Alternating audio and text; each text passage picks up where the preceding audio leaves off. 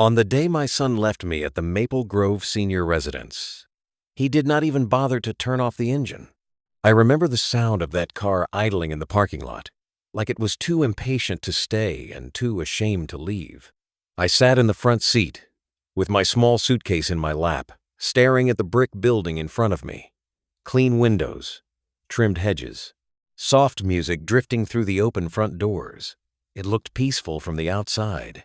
It looked like a place people went to disappear. "Mom," Caleb said, not looking at me, "this is the best thing for now." I turned slowly toward him. Best for who? His jaw tightened. That was always the first sign he was about to lie. "For everybody. You need help during the day, and Brianna and I are overwhelmed." Overwhelmed. That was the word he used after I raised him alone, after I worked double shifts at a diner, after I scrubbed off his floors until my hands cracked open in winter, after I gave up my wedding ring just to keep the lights on and his school lunches paid for. Overwhelmed. I looked at my son's hands on the steering wheel. I had held those hands when he was sick with fever, when he learned to ride a bike, when he cried because some boy called him poor, when he got his first job, when he graduated college. I had held them through every chapter of his life. Now those same hands were leaving me at a care home. "You said I was moving in with you," I whispered. He finally looked at me. His face was hard, in a way I did not recognize. "That was before. Things changed." "What things?" He exhaled like I was being difficult on purpose. "The house is sold, Mom. The money's already being used to pay off some debts. Brianna and I need to get stable. We can't keep carrying everything." I felt the air leave my chest. "The house is sold?" He nodded once. It was the house I had bought with Arthur, after 23 years of scraping and saving. The house where I buried my husband. The house where I raised Caleb after the funeral, where I painted the bedroom blue because he said it made him feel safe, where I sat at the kitchen table every night, making sure he had more opportunities than I ever did. And he had sold it. I must have gone pale because Caleb's voice softened, but only enough to sound rehearsed. "You'll like it here. They have activities, meals, people your age. I am not your luggage," I said. He flinched, but only for a second. "I'm not doing this to hurt you." I stared at him. "Then what are you doing?" He opened his mouth, closed it again, and then said the sentence that split my life clean in two. "I'm doing what I have to do." Then he got out of the car, came around, and walked me to the front desk as if he were dropping off a package. He handed the nurse my suitcase. He kissed my forehead, without meeting my eyes. And before I could say another word, he was gone. I stood there in the lobby with my purse gripped so tightly my fingers ached, watching his car disappear through the glass doors. That was the moment I understood something horrible. My son had not brought me here because he loved me. He had brought me here because I was in his way. The first week at Maple Grove, I barely spoke to anyone. I spent most of my time in the corner of the common room, staring out the window at the parking lot, waiting for Caleb to come back and say there had been some terrible mistake. He never came. He called twice. The first time, he sounded rushed. The second time, irritated. "How are things?" "Fine," I said, because pride is a funny thing. It will let your heart break before it lets your voice shake. He muttered something about work, about Brianna, about the accountant, about bills. Then he said, "We'll visit when things settle down." Things never settled down. A month passed, then 2, then 3.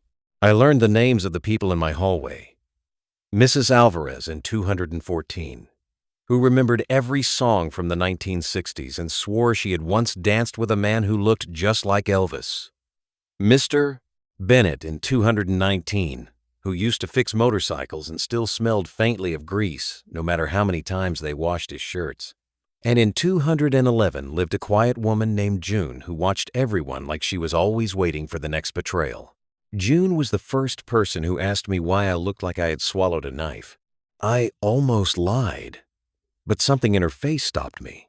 So I told her, not everything, just enough. "My son brought me here," I said. He said it was temporary. June nodded like she had heard that story before.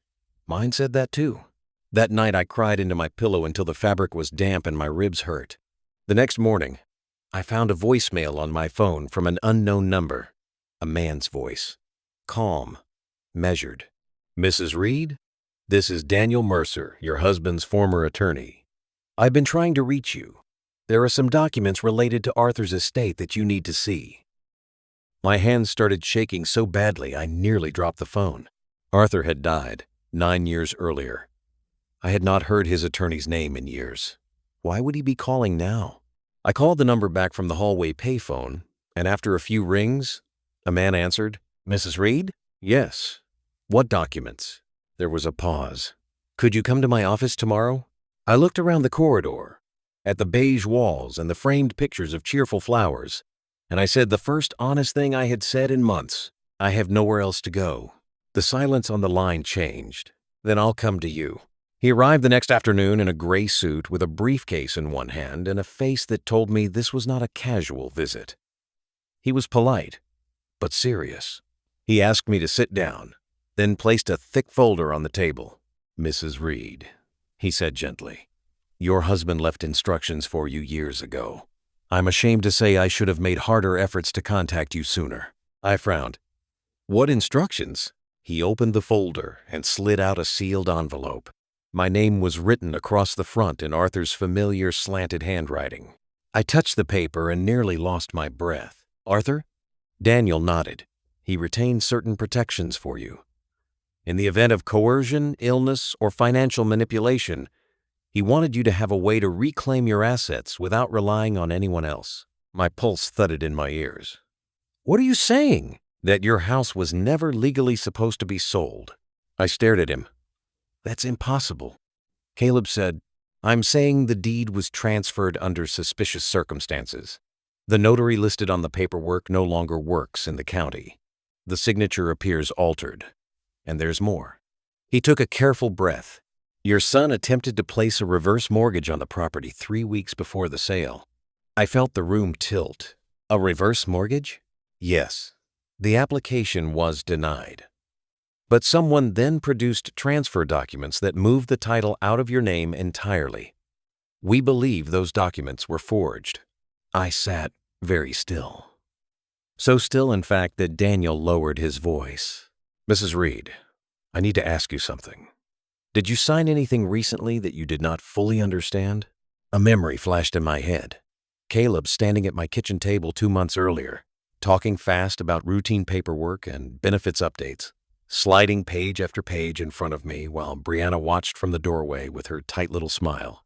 I had been tired that day. I had signed where he pointed. My own son had tricked me. I covered my mouth with one hand, but the sound that came out of me was still a sob. Daniel did not interrupt. He waited until I could breathe again. Then he said, "There's one more thing. Arthur set aside a separate account in your name. He left it with instructions to be activated only if something happened to the house. It was meant as protection. The funds are substantial." I stared at him. "How substantial?" He named a number so large I thought he had made a mistake. All those years Arthur had been quieter than me, steadier than me. But he had known. He had known our son could one day become a stranger. And he had built a lifeline for me with the kind of love that does not need applause. That night, I sat on my bed at Maple Grove and opened Arthur's envelope with hands that would not stop trembling. Inside was a letter in his handwriting. "My dearest Ellie," it began, and just seeing that nickname made my throat close up. If you are reading this, then something has gone wrong. I never believed Caleb was heartless, only restless. But restlessness can become greed if no one stops it. Do not let anyone make you feel small in your own home. I built this for you, too. Use what I left. And remember this: loving someone does not mean letting them erase you. I pressed the paper to my chest and cried until my eyes burned. The next morning, I did something I had not done in years. I got angry. Not the helpless kind. Not the soft kind.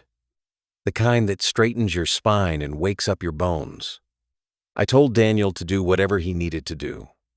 I gave him dates, names, memories, details. I described the conversation at my kitchen table, the papers Caleb rushed me through, Brianna's fake sweetness, the phone calls that stopped when he got what he wanted. Daniel investigated quickly, too quickly for Caleb to notice. 2 weeks later, I received a call from a detective. By then, I had stopped crying every day.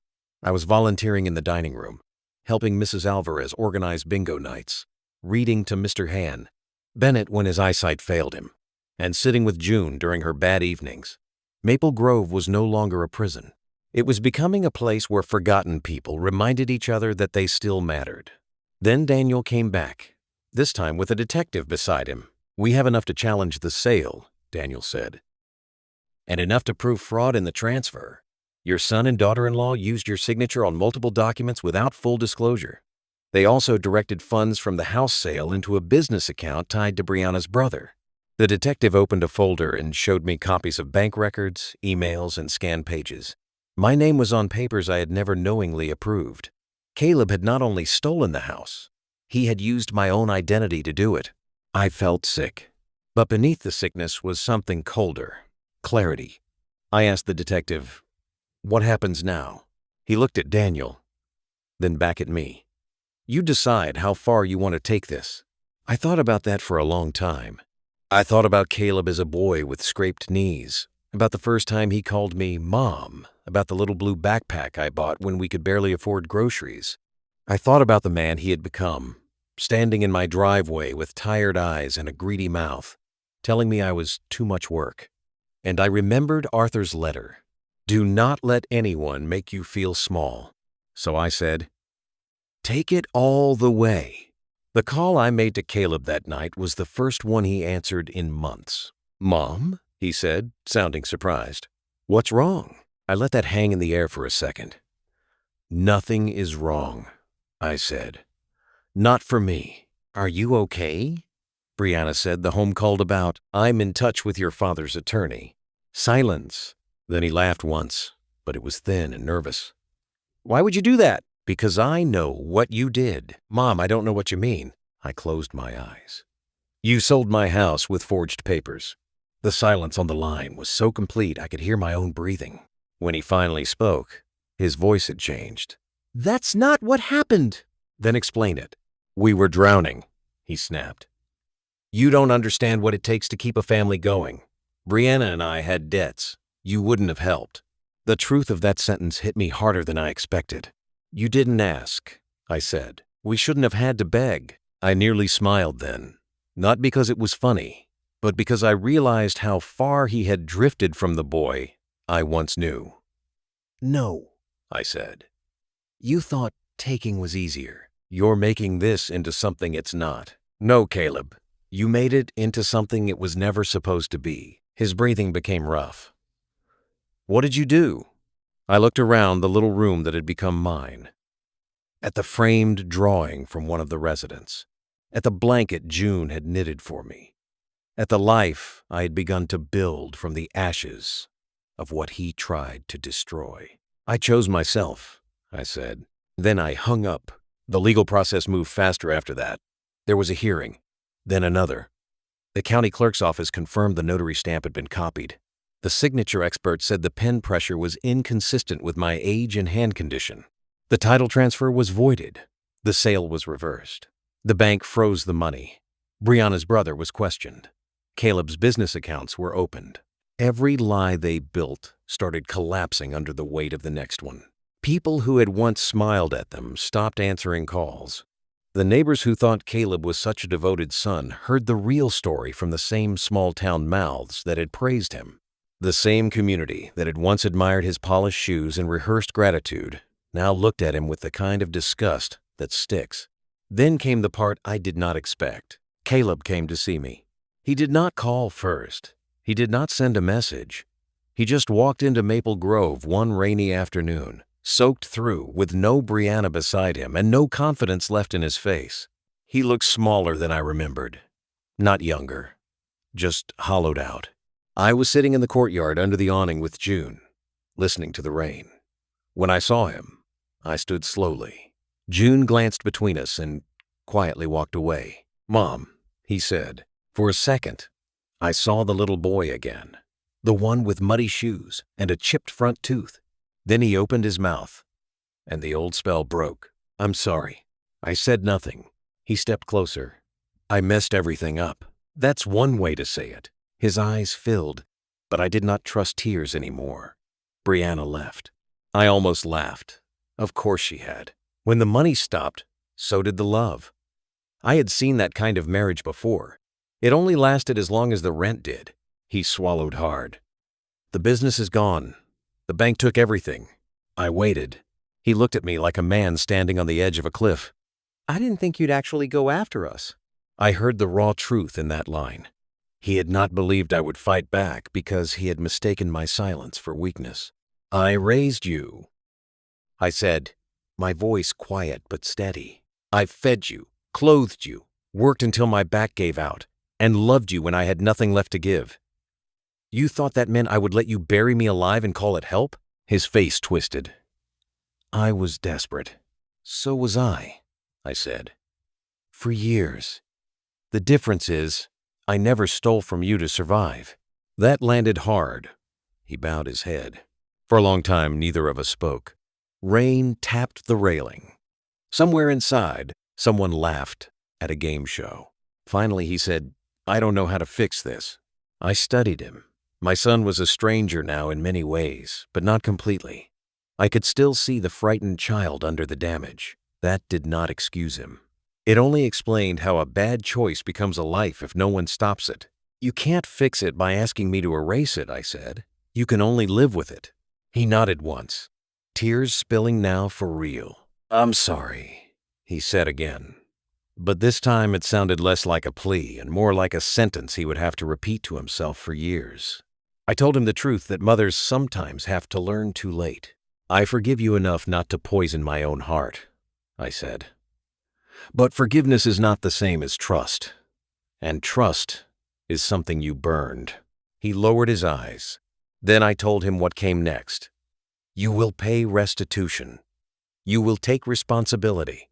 And you will not come near me again, unless it is with honesty and time. He tried to speak, but I raised a hand. I loved the son I raised, I said. I have no idea who you became. He left without arguing. The consequences did not vanish after that.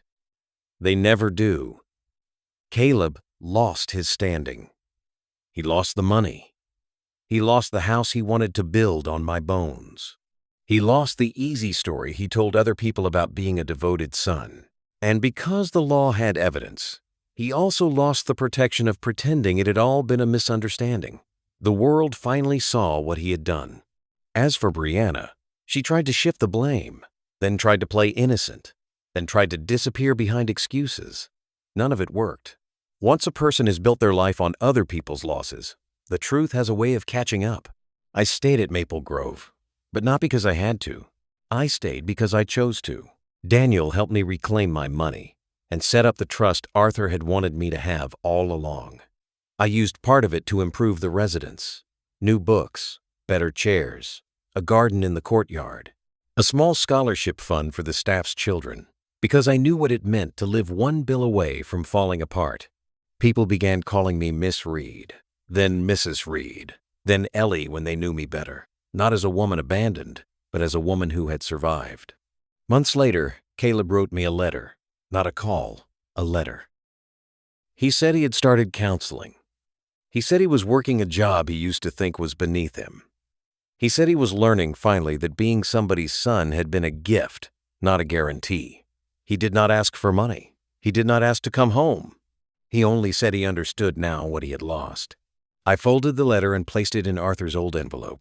Maybe one day I will read it again. Maybe one day I will answer. Maybe not. What matters is that I no longer sit by a window waiting for the person who chose greed over love. I no longer measure my worth by the apology of a man who arrived too late. The real inheritance Arthur left me was not the account, though that saved me. It was not the house, though it was mine again. It was not even the letter, though I keep it close. It was the reminder that my life belonged to me. And Caleb, the son I spent my life raising, learned the hardest lesson of all. You can abandon a mother and still be haunted by her strength. You can betray a woman who built your world and still end up living inside the consequences. That is what people call karma, where I come from. And on the day I stood in the courtyard of Maple Grove, with the rain falling soft around me and my own name finally meaning something again, I realized fate had not forgotten me at all. It had simply been waiting for the right moment to give me back my life.